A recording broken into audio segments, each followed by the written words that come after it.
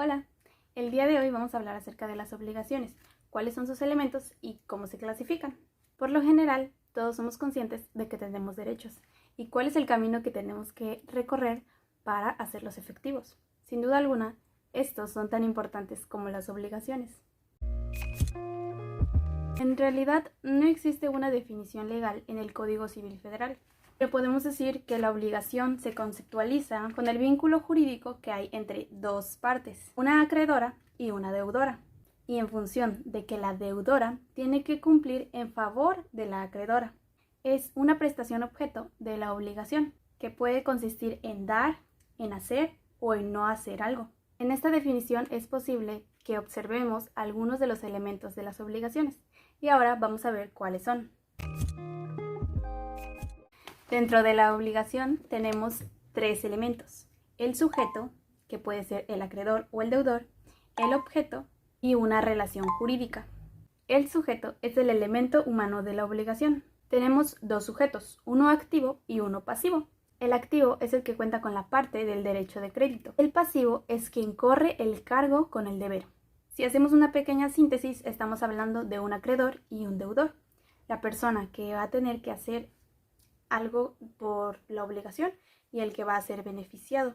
Es posible que estos sujetos sean interpretados por varias personas, que varias personas sean las acreedoras y que varias personas sean las deudoras.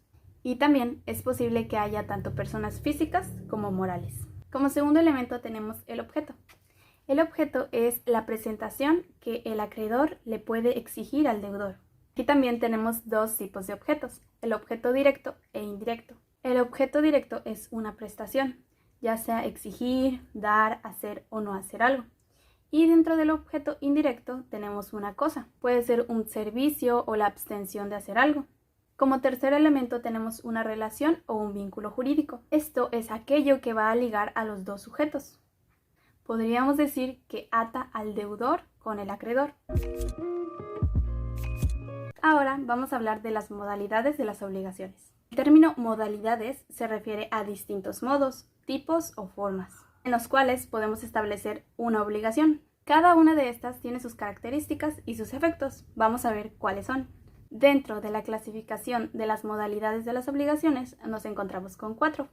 De acuerdo con su resolución, modalidades de las obligaciones con pluralidad de prestaciones, modalidades de las obligaciones mancomunadas y finalmente según su objeto.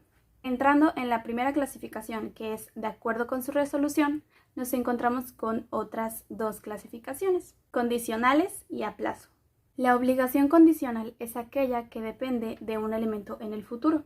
Tenemos dos, que sería la resolutoria o la suspensiva. La suspensiva es aquella que su cumplimiento depende de la existencia de la obligación.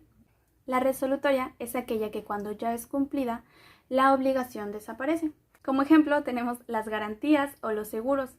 Por ejemplo, en una garantía, cuando tú tienes un objeto o lo compras, depende de que se estropee o no para que la obligación sea válida. En caso de que no se estropee, no hay obligación, y en caso de que se estropee, necesitamos la devolución o el cambio de nuestro producto. Y en un seguro es parecido, ya que si la persona fallece o no, pues hacemos válido el seguro, o en caso de que sea de golpes, de choques, pero todo dependerá de que exista ese suceso. Ahora tenemos las obligaciones a plazo, que son aquellas que requieren de su cumplimiento en una fecha exacta.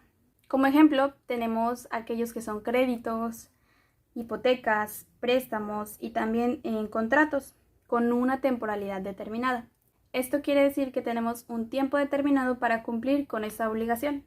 Como segunda clasificación tenemos las modalidades de las obligaciones con pluralidad de prestaciones. Aquí tenemos dos, conjuntivas y alternativas. Las obligaciones conjuntivas son aquellas prestaciones que se deben cumplir por completo. En este caso podemos hablar de los paquetes de viaje, por ejemplo, en donde nos prometen un hospedaje, una comida, tal vez un transporte. Entonces, estas obligaciones se deben cumplir todas porque es un paquete que nosotros pagamos. Por el contrario, las alternativas son aquellas que se deben cumplir solo una de estas. En este caso podemos hablar de los menús de los restaurantes. Podemos tener una lista grande de comida, pero solo se debe cumplir con una.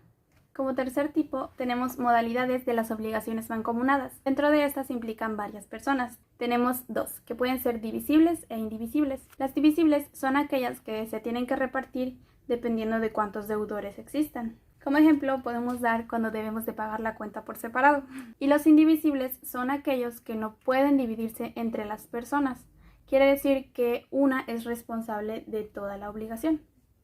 Y finalmente tenemos el cuarto modo de clasificación, que es según su objeto. De esta derivan tres obligaciones: obligación de dar, obligación de hacer y obligación de no hacer. En el caso de dar es prestar un objeto y entregarla con propiedad. También puede referirse a devolver una cosa ajena o a pagarse. Las obligaciones de hacer es, como lo dice su nombre, una acción a favor del acreedor. Y finalmente las obligaciones de no hacer son aquellas que omiten alguna actitud, alguna actividad de otra persona en beneficio del acreedor. Esto fue todo. Espero que les haya quedado claro los tres temas que vimos: el concepto de las obligaciones, los elementos de las obligaciones y los modos de clasificación de las obligaciones.